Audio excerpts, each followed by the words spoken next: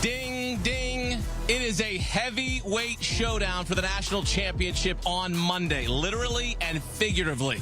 Zach Edey, two-time player of the year, 7'4", 300 pounds. Donovan Clingan, 7'2", 280 pounds. Tail the tape, the first game between 7'2" or taller players in NCAA tournament history. Let's go. UConn-Purdue 1 versus 1. Last meeting, 2009 Sweet 16 in State Farm Stadium. UConn won that game by 12, and they meet again for the national championship right here in Glendale, Arizona. Back here with Avery Johnson and Tim Doyle. Oh, my goodness. A heavyweight showdown again. Edey Clingan, your thoughts on this monster matchup? I can't wait. This is going to be so exciting. And if UConn can play the same type of defense on Purdue that they did against Alabama, they limited Alabama 0 fast break points. And then offensively, UConn was spectacular with their offensive execution, 20 assists on 4 turnovers. That same type of performance against Purdue, they'll be cutting down the nets on Monday night. I think what makes both these teams so dangerous is they can win in different styles. My first thought is this game's going to be a rock fight. Yeah. That it's going to be low scoring, it's going to be physical, it's going to be tough. But then my next thought is, well, Purdue shoots the 3 at a really high rate. UConn went toe-to-toe shooting the 3 with Alabama today. You know, they're the ones that were trending towards 90 points. It's just great to see that these are the best 2 teams in college basketball, Akeem. And we get to see them on the biggest stage. With Clingan getting better every single game, going up against the National Player of the Year. Couldn't get any better than this. 1 versus 1. I love it when we get to see the big boys bang in the national championship game. We talk about where this game will be won, and sometimes, as you mentioned, it's a game of inches, and there's little room for error in these title games. When we talk about X factors for both teams, give me your X factor for Purdue first. Well, can Spencer have that repeat performance? You know, a lot of times with players, can they be consistent? So outside, let's say the big guys cancel each other out. Okay. It's the others. Can UConn, can they get all 5 starters in double figures again? That's where this game is going to be won. I can't see Zach Edey dominating Clingan and Johnson, the backup center, the way he did against DJ Burns. So I think it's going to be the others, not name the centers. The others for UConn, in my eyes, are much better than the others for Purdue. You agree with that? Totally agree. That's why they're such big favorites. It's like, so if they 2 cancel each other out and they go toe-to-toe with the others, well then, you know, like, I have a hard time. I'm trying to build a case. I'm a Big Ten guy. Big Ten has not won a national championship since 2000. Yeah. Purdue's had a great year. I just don't know how you make a case that they could win this game. And then the chess match.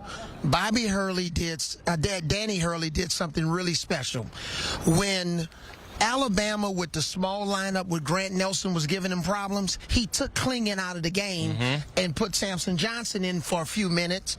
That was critical. Then he brought him back against Pringle. So look at the chess match from Hurley compared to Purdue, and we'll see. I think Hurley's got the advantage there. If Purdue played the way it played against NC State, what would happen against UConn?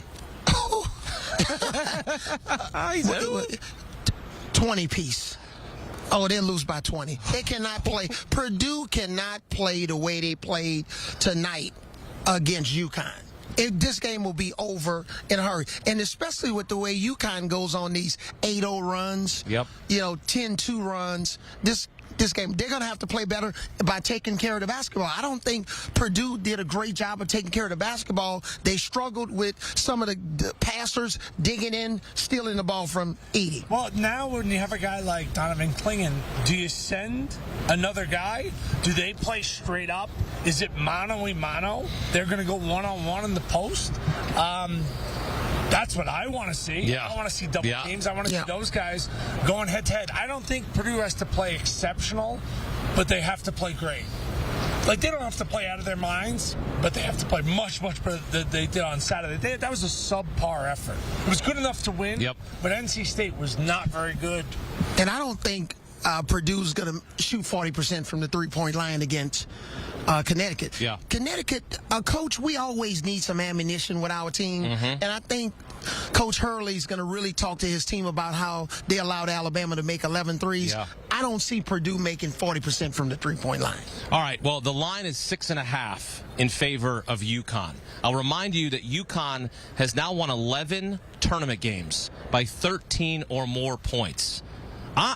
Look, I'm laying the 6.5, okay? Tim, I'm laying the 6.5 with UConn. How would you not? Why would I get off the train? The trend is my friend. We're racetrack guys. Okay? You are. So when you go to the track, you get the form.